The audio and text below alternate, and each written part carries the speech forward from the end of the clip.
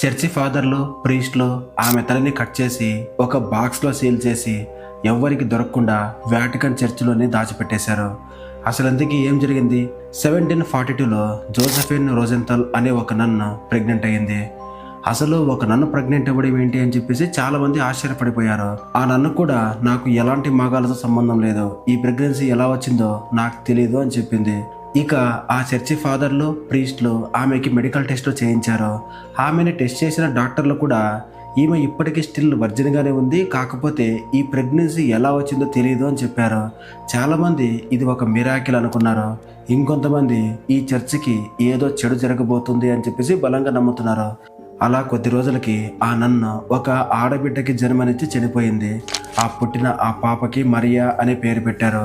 ఆ పాప పెరుగుతూ ఉన్న కొద్దీ చాలామంది ఆ పాపను చూసి భయపడేవాళ్ళు. ఎందుకంటే ఆమెలో బోత్ మగ అండ్ ఆడవాళ్ళ లక్షణాలు ఉన్నాయి. చాలామంది ఇది ఒక చెడు శకనం అని చెప్పేసి భావించారు. ఇక అప్పటి నుండి ఆ చర్చిలో ఎలాంటి బ్యాడ్ ఇన్సిడెంట్ జరిగినా కూడా దానికి కారణం ఈ మరియానే అని చెప్పేసి చాలామంది అనుకునేవాళ్ళు. ఇక మరియాకి 33 సంవత్సరాలు వచ్చిన తర్వాత ఆ ప్రీస్ట్లో చర్చి ఫాదర్లో ఆమెని జీసస్కి బలి ఇవ్వాలి అనుకున్నారు. ఈ విషయం తెలిసిన మరియా తనకు తానే సూసైడ్ చేసుకుని చనిపోయింది. అలా చనిపోయిన తర్వాత ఆ చర్చి ఫాదర్స్ ఆమె తలని సపరేట్ చేసి ఒక బాక్స్లో సీల్ చేసి ఆ చర్చిలోనే పాతి పెట్టేశారు.